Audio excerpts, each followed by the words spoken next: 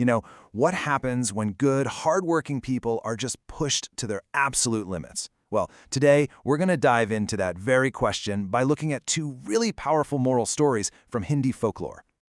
It's a question that I think gets to the heart of all of our lives, right? When everything seems to be going wrong, does being a good person, does it actually matter? So we're going to explore this whole idea through the lives of two characters, a man named Vikas and a woman named Gamti, and see what their stories can teach us.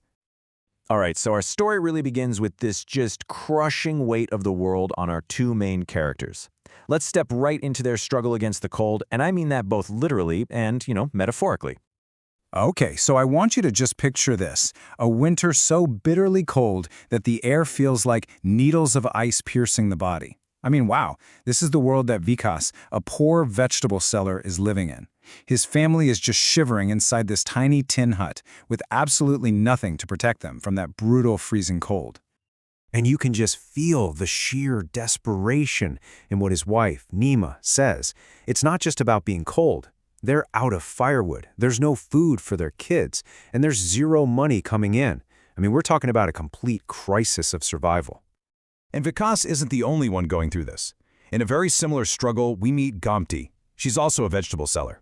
So while Vikas is worried sick about not having any flour for his hungry kids, Gamti is dealing with the huge mounting costs of her husband's illness. She's the only one earning money for her family of 5.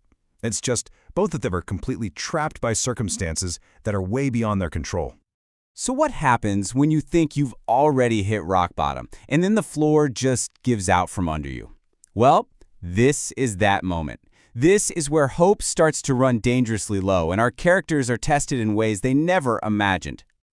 Okay, this is pretty much Vikas's breaking point. He heads to the wholesale market with his very last 10 rupees. I mean, that's all he has, just clinging to this tiny sliver of hope. And what happens? He's just dismissed. The wholesaler basically tells him he can't even buy green chilies for that little and just shoos him away. You can just imagine it. His eyes fill with tears, and that last bit of hope he had just completely vanishes. And Gomti's crisis is just as devastating. But what's so heartbreaking about her story is that her disaster comes directly from an act of kindness. A huge storm hits, and she drops everything, to help a pregnant customer get to the hospital. A totally selfless thing to do, right? But in this just cruel twist of fate, she gets back, and her entire cart, her entire livelihood is gone, stolen. And yet, even in these incredibly dark moments, you see their true characters shine through. At one point, a customer asks Vikas how on earth he can stand the freezing weather, and his answer is just so powerful. He says, "A child's hunger is greater than the cold." See, his motivation isn't even for himself. It's that deep, powerful drive that parents have to provide for their kids, no matter what it costs them personally.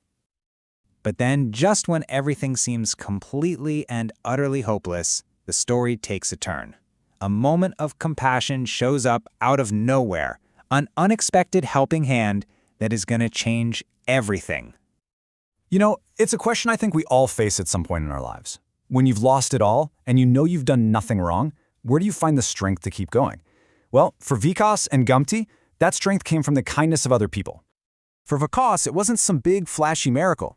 It was more like a chain reaction of small, compassionate acts. First, an old farmer sees his despair and gives him a bunch of vegetables on credit. Then, a police officer sees how poor he is and decides to show some mercy and doesn't find him. And then finally, a restaurant owner is so moved by his story that he not only buys all of his vegetables, but offers him a daily contract. You see? Each small act just builds on the one before it. Gomti's story, on the other hand, shows this perfect cycle of kindness. It's like what goes around comes around. She gives selflessly, right? Rushing her customer, Megha, to the hospital in that storm. And then, in return, after Megha and her husband hear about her stolen cart, they give her something that's absolutely life-changing. An empty shop, totally rent-free, so she can start her business all over again. The kindness she put out there came right back to her, big time. So what's the end result of all this kindness and all this integrity? Well, now we've reached the part of the story we could call the reward for goodness, where we get to see how all that perseverance finally pays off. If you look closely, both characters really walk a very similar moral journey. It's like a 4-step process. First, they have to endure just incredible hardship. Second, through all of it, they act with integrity. They never compromise who they are. Third, and this is crucial, they learn to accept kindness from other people. And finally, through all that, they achieve stability. It's really a timeless path, one built on resilience and character. And the transformation for both of them is just staggering.